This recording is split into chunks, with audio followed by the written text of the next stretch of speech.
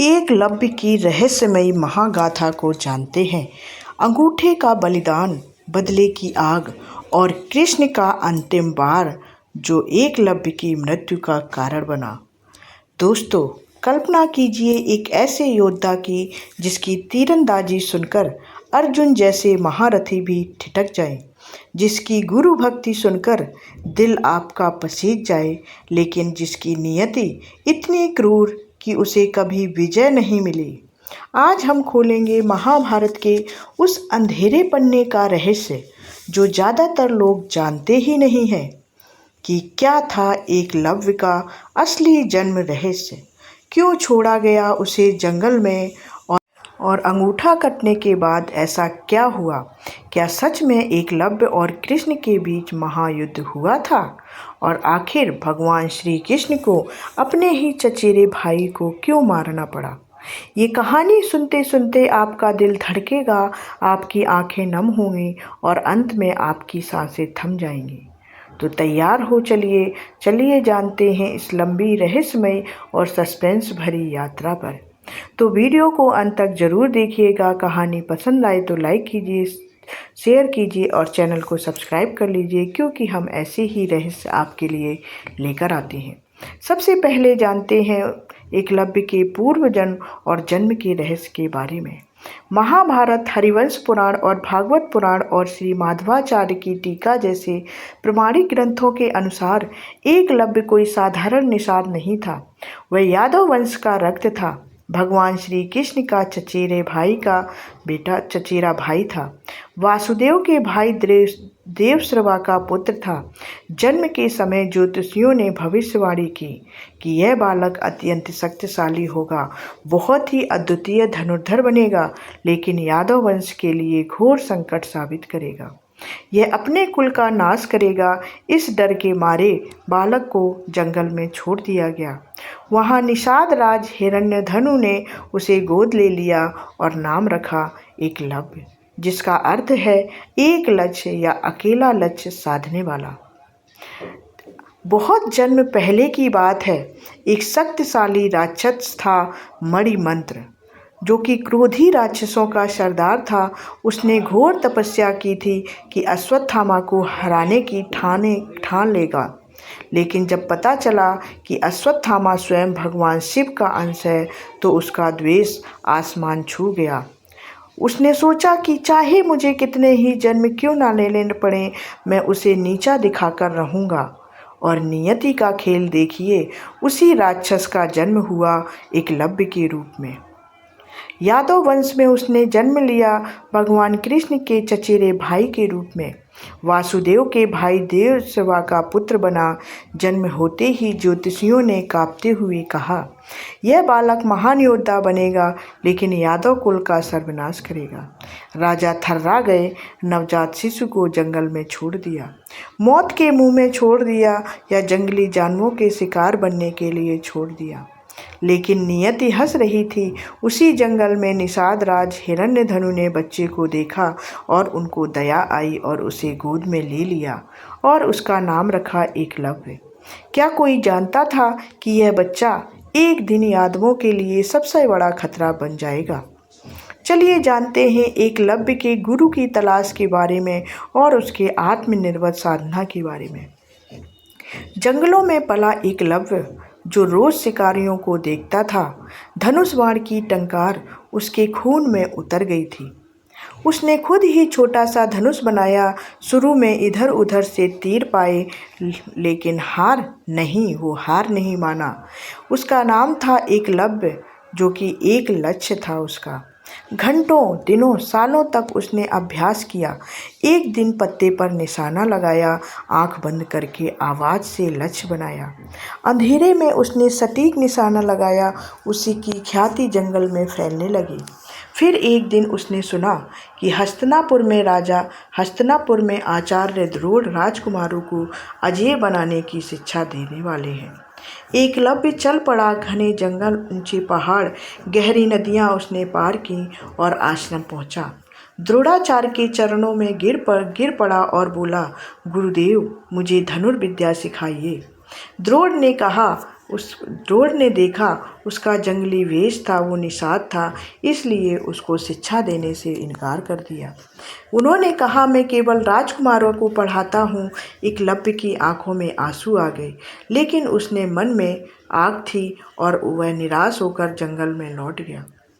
फिर उसने वो कर दिखाया जो इतिहास में अनोखा था।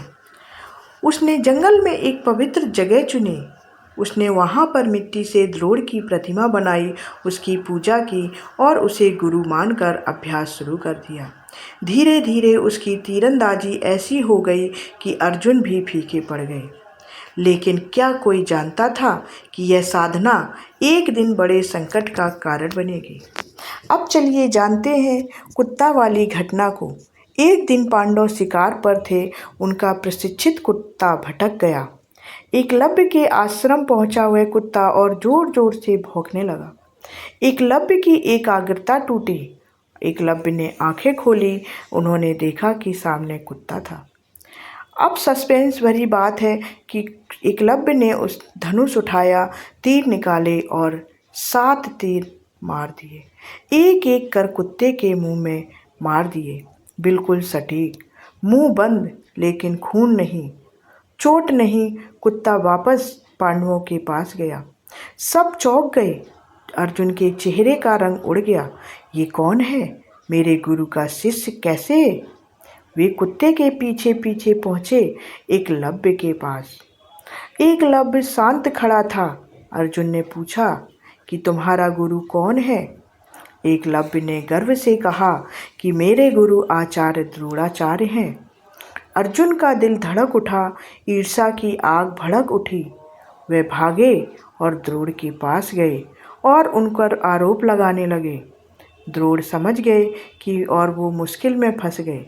अब सस्पेंस बढ़ता है कि द्रोण ने फैसला लिया और अकेले एकलव्य के आश्रम में पहुंच गए। अब चलते हैं उसके बाद क्या हुआ, गुरु दक्षिणा के बारे में जानते हैं। दिल दहला देने वाला पल। एकलव्य ने द्रोण को देखा तो खुशी से झूम उठे, उनके चरणों में गिर पड़े। द्रोण बोले, अगर मैं तुम्हारा गुरु हूँ तो गुरु दक्षिणा जरूर दो। एकलव्य बोला, जो चाहें गुरुदेव, राज्य हो, प्राण हो, कुछ भी मांग लो। द्रोण ने ठंडे स्वर में कहा, मुझे तुम्हारा दायां अंगूठा चाहिए। वातावरण सन्न हो गया। एक पल को सन्नाटा छा गया। एकलव्य की आंखों में दर्द झलका, लेकिन अगले ही पल मुस्कान आ गई। बिना एक शब्द बोले, बिना आंसू गिराए, उसने तलवार उठाई और काट दिया अपना अंगूठा। खून बह रहा था, दर्द नरक जैसा था, फिर भी चेहरे पर संतोष था और बोले, ये लीजिए गुरुदेव, आपकी गुरु दक्षिणा। द्रोण चुपचाप चले गए। दोस्तों, ये थे गुरु भक्त की पराकाष्ठा। लेकिन क्या कहानी यहीं खत्म हो गई? नहीं, अंगूठा कटने के बाद भी पुनर्जागरण और बदले की आग बनी रही।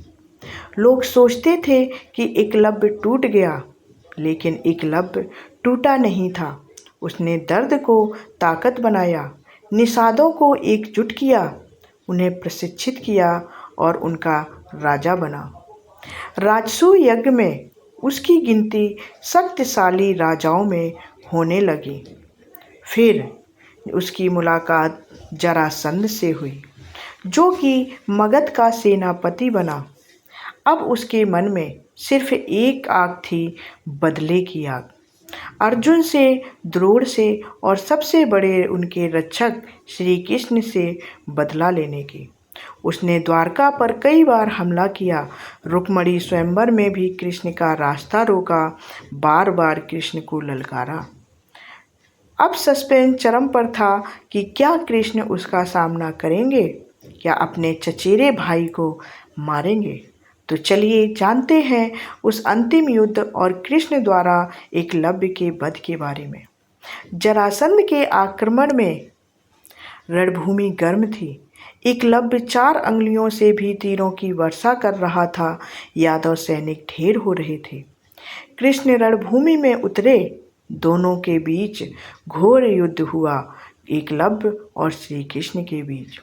एकलव्य की तीरंदाजी अद्भुत थी, लेकिन कृष्ण, जो कि भगवान थे, आखिरकार कृष्ण ने एक भारी पत्थर उठाया और प्रहार कर दिया एकलव्य पर। एकलव्य गिर पड़ा। मरते वक्त कृष्ण ने उसे सत्य बताया कि पूर्व जन्म, रक्त संबंध और यादव वंश का सच। एकलव्य की आंखें नम हो गईं कि मैंने गलती की, मुझे क्षमा करें।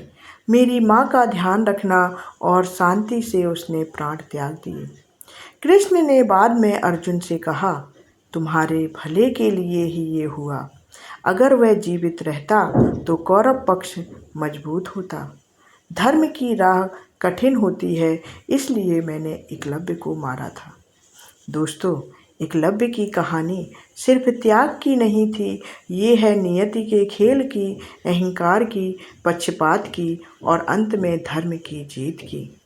प्रतिभा कोई जाति नहीं देखती, लेकिन नियत और समय सब बदल देती है। अगर यह कथा आपके दिल को छू गई हो तो वीडियो को लाइक ज़रूर करें, चैनल को सब्सक्राइब कर लें। कमेंट में ज़रूर बताएं कि आपको सबसे ज़्यादा क्या दिल को छुआ है, गुरु भक्ति या कृष्ण का वो निर्णय जो एकलव्य को मारने का था। अगली कथा में मिलते हैं किसी और अनसुनी महाभारत की गाथा के साथ। तब तक के लिए जय श्री कृष्णा, जय एकलव्य की अमर भावना। जय श्री कृष्णा कमेंट में ज़रूर लिखें। धन्यवाद। मिलते हैं अगली कहानी में।